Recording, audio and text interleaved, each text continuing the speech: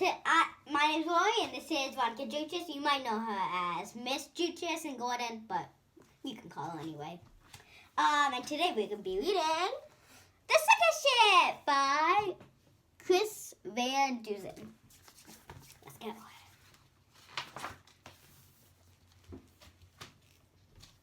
5 miles off the coast of Maine and slightly overdue.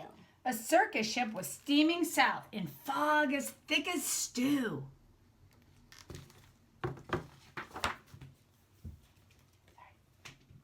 On board were 15 animals who traveled to and fro. The next day it was Boston for another circus show.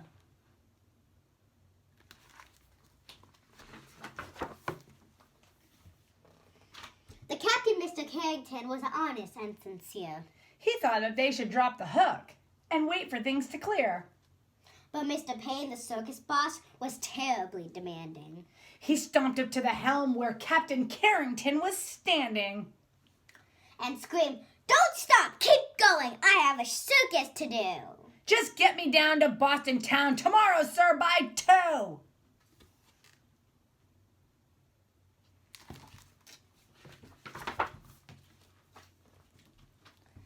Then came a crash, an awful bash. Things flew into the air. The ship had smashed into a ledge that no one knew was there.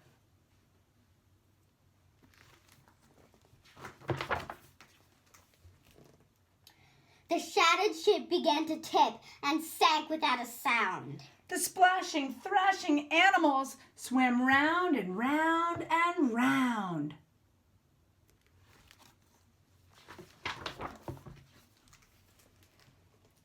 The captain said to Mr. Payne, "Pray tell, what shall we do?" "We can't just leave them here to drown. We've got to save them too." "The animals?" yelled Mr. Payne. "Why, sir, are you daft?" "It's me who you should rescue. Pull me up into the raft." "Now ferry me to safety, sir, before I die of cold." "Don't question me," barked Mr. Payne. "Just do as you are told."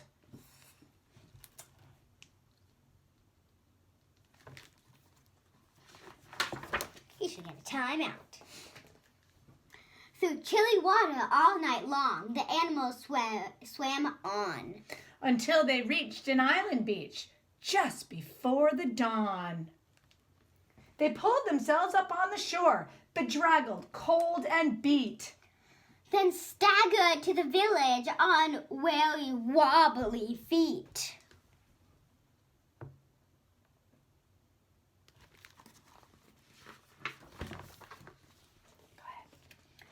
The people in the neighborhood had just begun to rise. And when they saw those animals, they had to rub their eyes.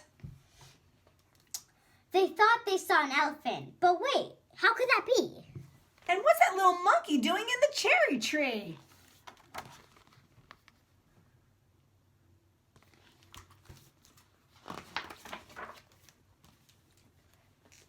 Soon animals were everywhere and into everything.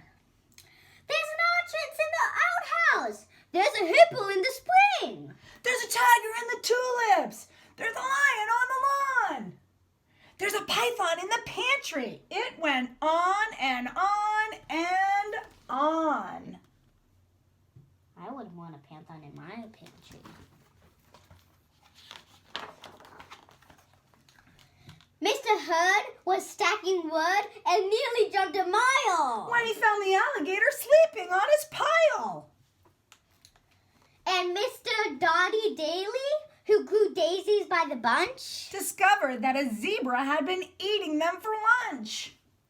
And Miss Fanny Feeney found, according to the rumors, the silly little circus monkey swinging in her bloomers. Wow.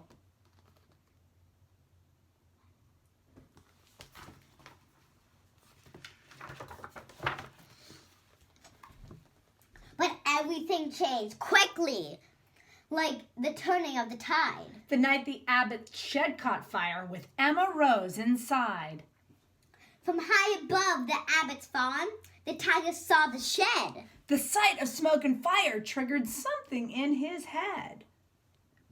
He jumped through flames and 1,000 times back in his circus days. So he ran past all the people, and he leapt into the blaze. He's brave. He is brave. Then everybody panicked. Help, help! What can we do? When from the raging fire, something big burst into view. It was the most amazing sight, and everybody froze. When they saw the tiger saving little Emma Rose.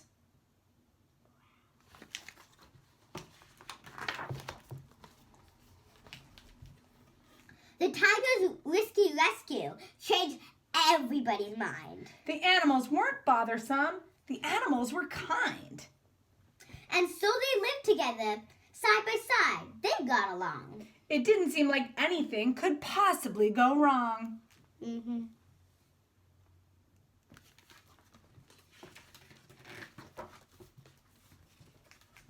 Little Red, the messenger, came running with the word. Apparently, a circus ship had sunk from what he'd heard. The animals are from that boat. They swam in from the bay. The greedy owner wants them back. He'll be here any day. So the people called a meeting, and they quickly hatched a plan. No animal that came ashore would sail off with that man.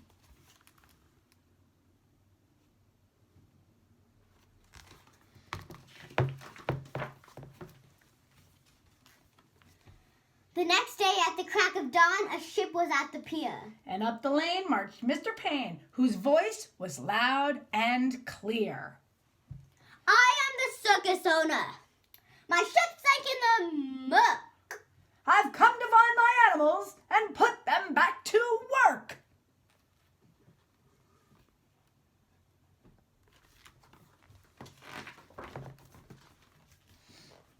He hiked until he came into the center of the town. His face was red. He scratched his head.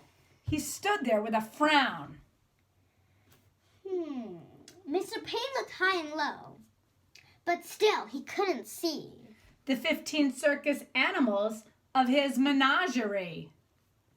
So, Rory, tell them about this page. Well, there's something unusual. Animals are really stealthy, but can they blend in a whole town? Yes, they can. Over here, the elephant hiding in the rocks. Over here, the ostrich with the tiny trees. Over here, the zebra with the fence. Over there, the giraffe with the flags. Over here, the bear riding a big bicycle. Yeah. Ooh, over here, the cheetah in the flowers. Over here, the camel in the big haystacks. Over here, the hippo pretending to be a rock. Over here, the tiger in there's this big painting, I think. Yeah. Ooh, the snake around her neck, pretending to be clothing. A bunny pretending to, a monkey pretending to be a baby. Ooh, is this a gorilla right there? That's really close. And an antidote. Well, I think it's an antelope. Antelope. Inside a house. And all you gators out there, can you find the alligator? There's an alligator hiding. If you want to pause your screen and look for a second, go for it. I'll hold it here. You're going to hit pause and look for it because we're about to tell you the answer. All right, Rory, show them. Right there. A part of the stone wall. So all the animals are hiding. This was the village folks' plan.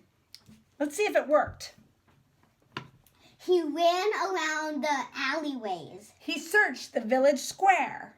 He even checked the chicken coop. His animals weren't there. Mr. Payne was tuckered out. His heavy chest was heaving. Then Little Red stepped up and said, I think your boat is leaving.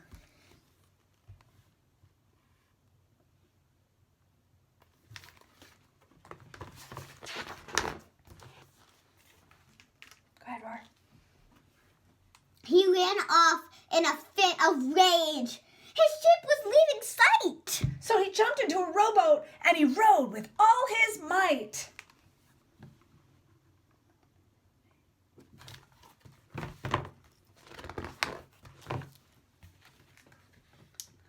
And from that day, they like to say their lives were free of pain. It was a happy, peaceful place upon that isle in Maine. The end. And a fun note about this story is that when Rory, come back in the frame here, when Rory and her twin brother Kip were born, someone from Gordon sent us this book. Gordon. As a gift to them and a welcome to their world. And it was a Gordon faculty member at the time who's now retired. It was Sarah Winnery. So Sarah Winnery, if you are watching this book is very much still alive and well in our household. So thank you. And why I picked this book out, and we picked this book out, is because we used to, this was like my 5th book I ever got when I was alive. So, special. So we wanted to share it with our Gordon community. Any final messages? Stay safe and healthy. Bye. Bye.